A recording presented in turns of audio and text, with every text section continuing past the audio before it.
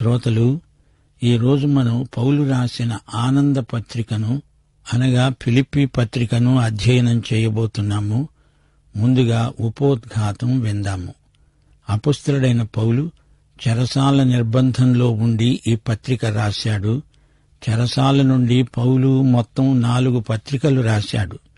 1 ఎఫెసీ, 2 Philippi, 3 కొలసీ, 4 Philemon పత్రిక. ఫిలిప్పీ పత్రిక వీటన్నిటిలో చిన్న పత్రిక. ఫిలిప్పీ ఐరోపాలోని ఒక నగరం. అక్కడ విశ్వాసులను ఉద్దేశించి పౌలు ఈ పత్రిక రాశాడు. ఫిలిప్పీ సంఘంతో పౌలుకు ఎంతో సన్నిహిత సంబంధం ఉంది. పౌలు ఫిలిప్పీలోని సంఘాన్ని ఎంతో ప్రేమించాడు. అలాగే ఫిలిప్పీ సంఘస్థులు పౌలును చాలా ప్రేమించారు. ఈ సంగతి ఈ పత్రికలోని ప్రతి మాటలో ఇట్టే వ్యక్తమవుతుంది.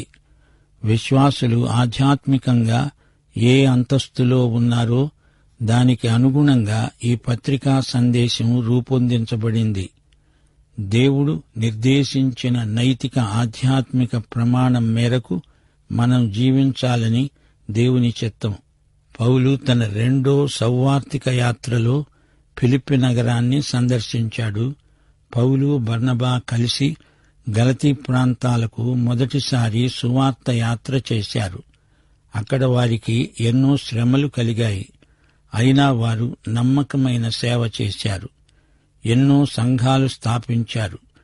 2వ సువార్త యాత్రలో ఆ సంఘాలను మళ్లీ దర్శించాలని పౌలు ఆశించాడు. ఈసారి బర్నబాను తనతో తీసుకువెళ్లగోరాడు.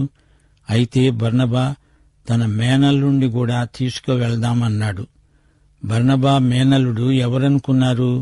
యోహాను మార్కు.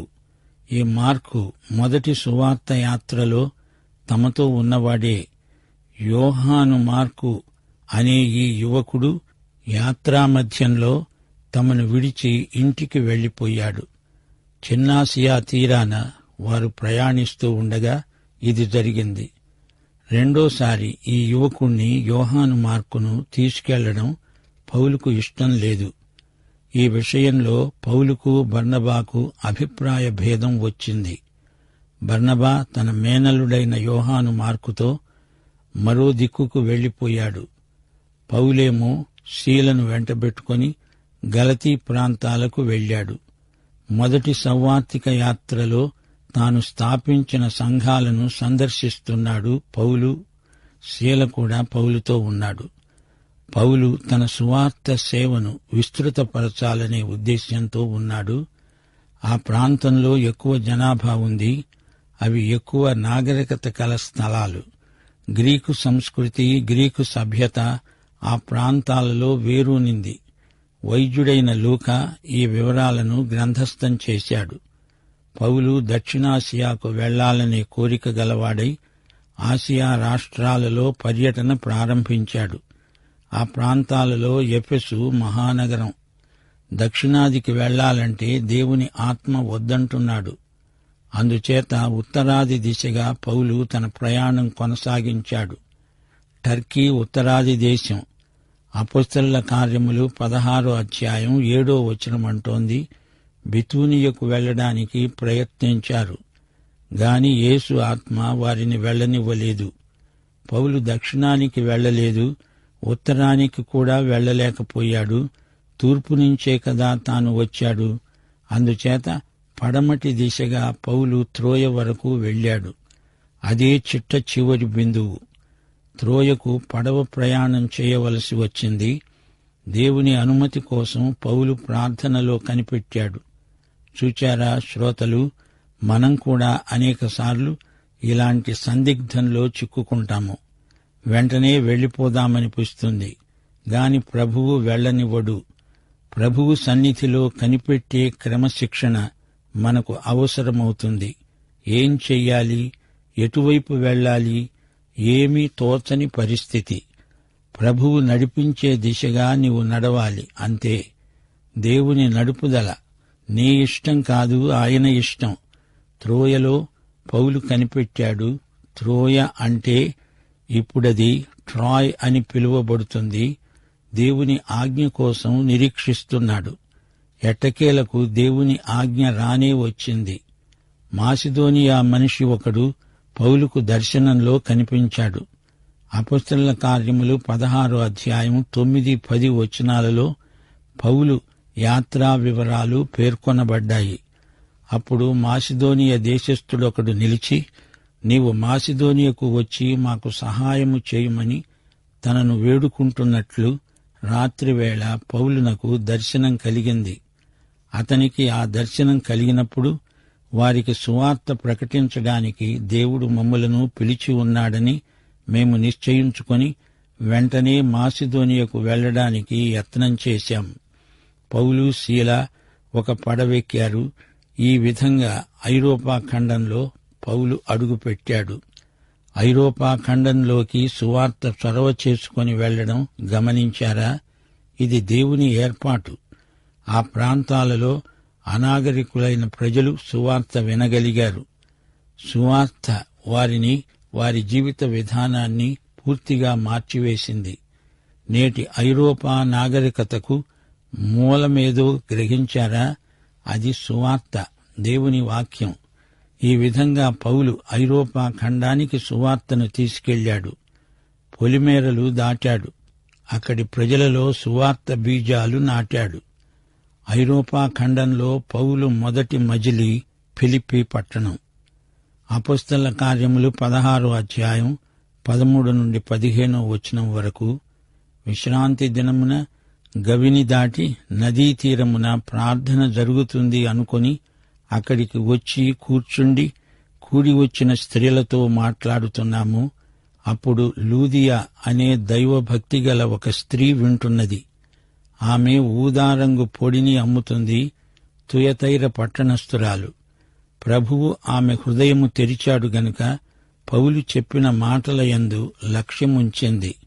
ఆమె ఇంటివారు బాప్తిస్మము పొందినప్పుడు ఆమె అన్నది, నేను ప్రభువునందు విశ్వాసము గలదాన్ని అని మీరు ఎంచితే నా ఇంటికి వచ్చి ఉండండి.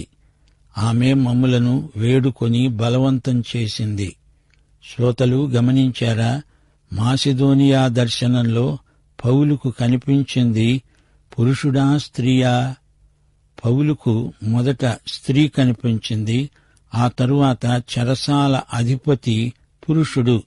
ప్రార్థన సమావేశంలో లూదియను పౌలు కలుసుకున్నాడు. నదీ తీరాన ప్రార్థన జరుగుతోంది. పౌలు ఐరోపా ఖండంలోకి దాటిన పొలిమేర అది. లూదియ పాల్గొన్న ప్రార్థన కూటం అందరికీ తెలుసు. అది అంత ముఖ్యమని వారెవరూ అనుకోలేదు. అయితే దేవుని దృష్టిలో అది గొప్ప సంఘటన.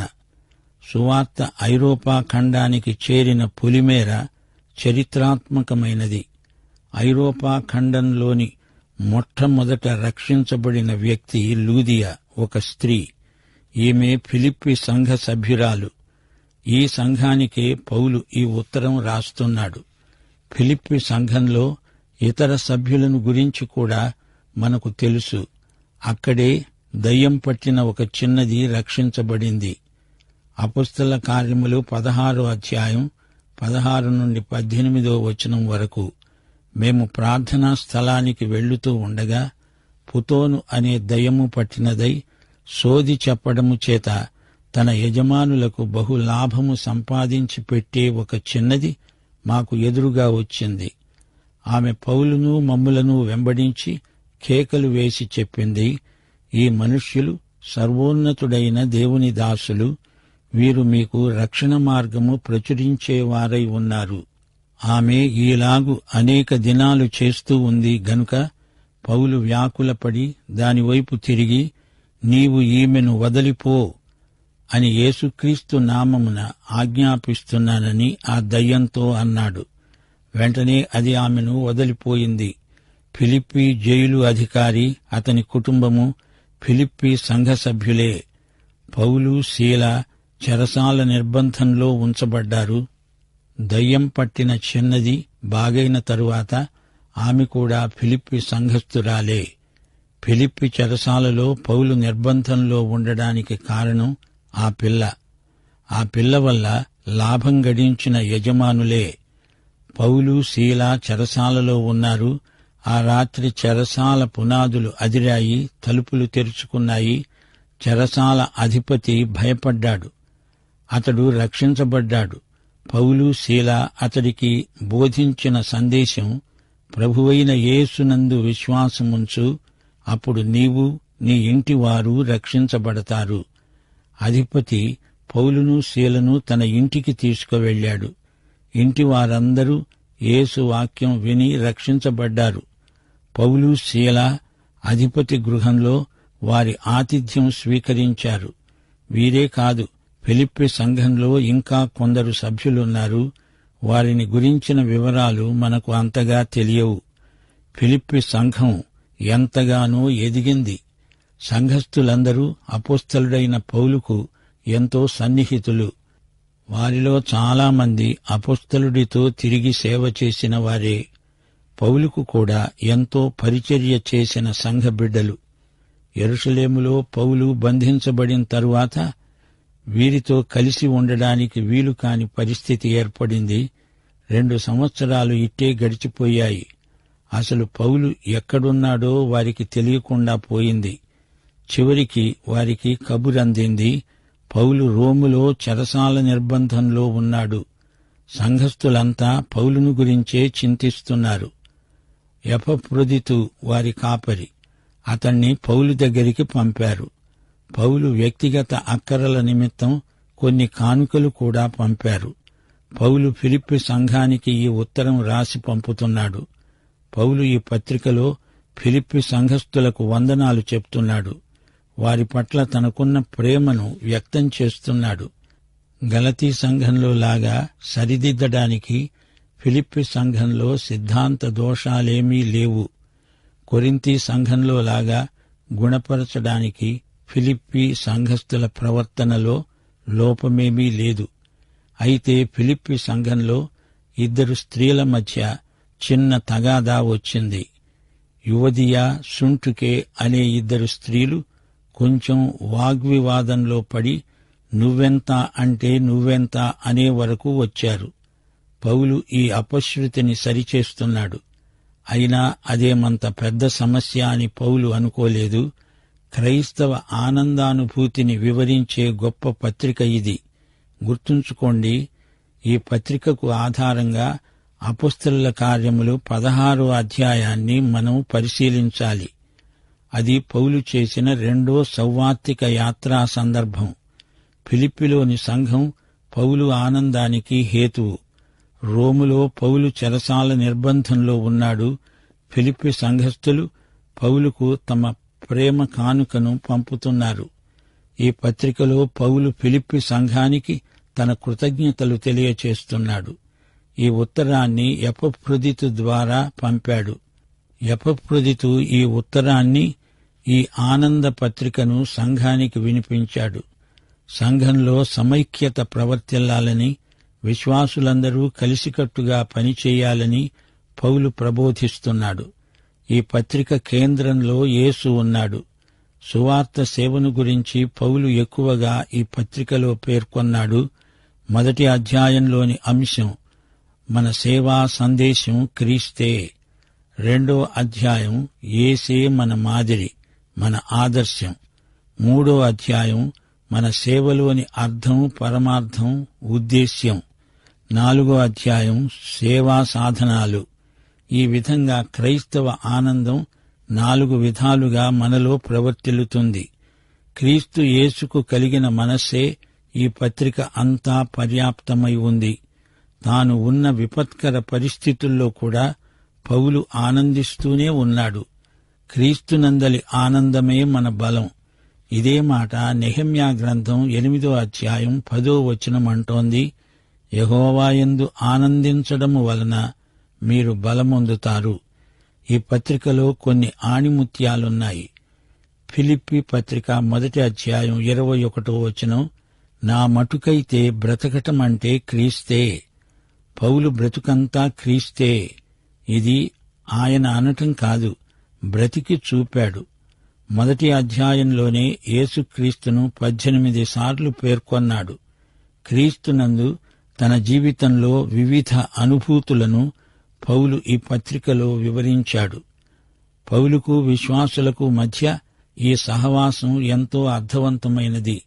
నేను యేసుక్రీస్తు ఖైదీని అని చెప్పుకున్నాడు. రోమా 8:28 తాను ప్రతిపాదించిన సూత్రం సమస్తము తన మేలుకే సమకూడి జరిగింది. చెరసాలలో కూడా పౌలుకు బతకటమంటే క్రీస్తే, చావేమీ నష్టం కాదు. క్రీస్తే నీ జీవితమైనప్పుడు మరణం నీకు శత్రువు కాదు. ఇహలోక జీవితం ముగిశాక నీవు పరలోకంలో సదాకాలం నిత్యత్వంలో ఉండిపోతావు. ఇందులో నష్టమేముంది? క్రీస్తుతో శ్రమపడడం మన భాగ్యం. క్రీస్తునందు విశ్వాసులందరూ ఒకటై శత్రువును ఎదిరిస్తారు, అంతేకాని ఒకరినొకరు ఎదిరించరు. ఇక 2వ అధ్యాయంలో యేసు యొక్క తగ్గింపు మనస్తత్వం మనకు చూపబడింది. యేసు మనస్సు పరోపకారమే. యేసు నీలో కలిగించిన రక్షణను కొనసాగించుకునే బాధ్యత నీది. తిమోతి, ఎపఫ్రొదితు వీరిద్దరి సేవా దృక్పథం ఒకటే. పరోపకారార్థమై ఎంతో తెగించిన వ్యక్తులు వీరు. 3వ అధ్యాయంలో క్రీస్తునందలి ఆనందం ప్రస్తావించబడింది. పరిస్థితులను అధిగమించి ప్రభువునందు ఆనందించాలి. క్రీస్తు కోసం మనం ఇక్కడ ఏమి నష్టపోతామో అవి మనకు లాభకరంగా పరిణమిస్తాయి. వెనక ఉన్న వాటిని మరచి ముందున్న వాటి కొరకై వేగిరపడుతూ ఉన్నతమైన బహుమానము కొరకై పరిగెత్తుదాము. క్రీస్తు శిలువకు శత్రువులున్నారు. వీరి వైఖరిని చూచి పౌలుకు ఏడుపొచ్చింది. క్రీస్తు మనసు వీరికి లేదు. వీరు శిలువ శత్రువులు. ఫిలిప్పీ పత్రిక 3:20 పౌలు యేసు రెండో రాకడను గురించి ప్రబోధిస్తూ, మన పౌరస్థితి పరలోకమందున్నది, అక్కడి నుండి ప్రభువైన యేసుక్రీస్తు అనే మన రక్షకుని రాకడ నిమిత్తమై కనిపెట్టుకొని ఉన్నాము అన్నాడు. మన దీన శరీరమును ప్రభువు తన మహిమగల శరీరమునకు సమరూపము గలదానిగా మారుస్తాడు అనే నిశ్చయత పౌలుకుంది, మనకు ఉంది. ఇక 4వ అధ్యాయంలో సంఘ సమైక్యత ఎంత అవసరమో పౌలు నొక్కి చెబుతున్నాడు. ప్రభువునందు స్థిరులై ఉండండి. సమాధానకర్తయైన దేవుని సమాధానము మనకుంది. దేవుడు క్రీస్తునందు మహిమలో మన ప్రతి అవసరము తీరుస్తాడు. ఎట్టి స్థితిలో ఉన్నా సంతృప్తి కలిగి ఉండాలి. నన్ను బలపరిచే వానియందే నేను సమస్తము చేయగలను. దేవుడు తన మహిమ చొప్పున క్రీస్తునందు మన ప్రతి అవసరము తీరుస్తాడు. శ్రోతలు వింటున్నారా? అపొస్తలుడైన పౌలు ఈ పత్రికను క్రీస్తు శకం 60వ సంవత్సరం ప్రాంతాల్లో రాశాడు. సౌవార్తిక ప్రయాణంలో రాసిన ఉత్తరమిది.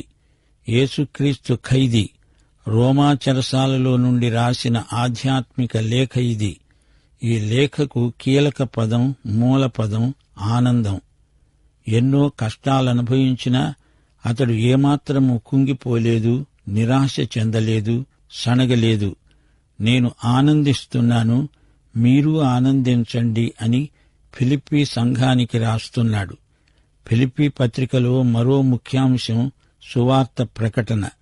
క్రీస్తు సువార్త వ్యాప్తి చెందాలని పౌలు తన స్వంత ఉద్దేశాలను, కోరికలను విసర్జించినవాడై అన్నిటినీ ఓర్చుకున్నాడు. తన ఆనందం, సహవాసం, నీతి న్యాయాలు, బల ప్రభావాలు అన్నీ క్రీస్తునందే ఉన్నాయి. అన్నీ క్రీస్తు సువార్తలోనే ఇమిడి ఉన్నాయి. ఫిలిప్పీ క్రైస్తవులకు, మనకు తృప్తికరమైన, ఫలభరితమైన జీవిత విధానాన్ని ఈ పత్రిక ప్రబోధిస్తున్నది. యేసుక్రీస్తుకు మహిమ చేకూర్చే జీవిత శైలి ఈ పత్రిక మనకు నేర్పేది ఇదే. క్రీస్తు సువార్తకు తగిన ఆదర్శ జీవిత విధానం మనకు ఈ పత్రిక ఉపదేశిస్తుంది. క్రీస్తునందు మనకు చేకూరే ఆశీర్వాదాల వనరులను ఈ పత్రిక మనకు విడుదల చేస్తున్నది. ఫిలిప్పీ పత్రిక 4:6 క్రీస్తునందు మనకు దిగులు లేదు, చింత లేదు. దేనిని గూర్చి చింతపడకండి గాని ప్రతి విషయములో ప్రార్థన విజ్ఞాపనముల చేత కృతజ్ఞతాపూర్వకముగా మీ విన్నపములను దేవునికి తెలియచేయండి. సమస్త జ్ఞానమునకు మించిన దేవుని సమాధానము యేసుక్రీస్తు వలన మీ హృదయములకు తలంపులకు కావలి ఉంటుంది. మన హృదయానికి మనస్సుకు క్రీస్తునందు కాపుదల ఉంది. క్రీస్తునందు మనకు ఎంతో బలం ఉంది. నన్ను బలపరచే వాని యందే నేను సమస్తము చేయగలను. క్రీస్తునందు మహిమలో దేవుడు మన ప్రతి అవసరము తీరుస్తాడు. ఫిలిప్పీ సంఘంలో సమైక్యతాభావం ఎంతో అవసరమంటున్నాడు పౌలు. ఈ పత్రిక నిండా విజయసూచకమైన ఆనందం తొణికిసలాడుతోంది. క్రీస్తు మనకు మాదిరి మాత్రమే కాదు, ఆయనే మన జీవితం, జీవం, జీవనం. క్రైస్తవానందం క్రీస్తునందే పరిపూర్ణమవుతుంది. క్రీస్తు ప్రభుత్వంలో ఆనందమే ఆనందం. క్రీస్తు సన్నిధి యందలి సంపూర్ణానుభూతి మరణానంతర నిత్యత్వంలోనే మనం అనుభవించగలం. ఫిలిప్పీ పత్రిక 1వ అధ్యాయం 4వ వచనంలో పౌలు ఆశాభావం ద్యోతకమవుతోంది. మీలో ఈ సత్క్రియనారంభించినవాడు యేసుక్రీస్తు దినము వరకు దానిని కొనసాగిస్తాడు. ఫిలిప్పీ 4వ అధ్యాయం 17వ వచనంలో మీ లెక్కకు విస్తార ఫలం వస్తుందని వారి దాతృత్వాన్ని పౌలు ప్రశంసించాడు. ప్రియ శ్రోతలు, ఇది ఫిలిప్పీ పత్రిక ఉపోద్ఘాతం.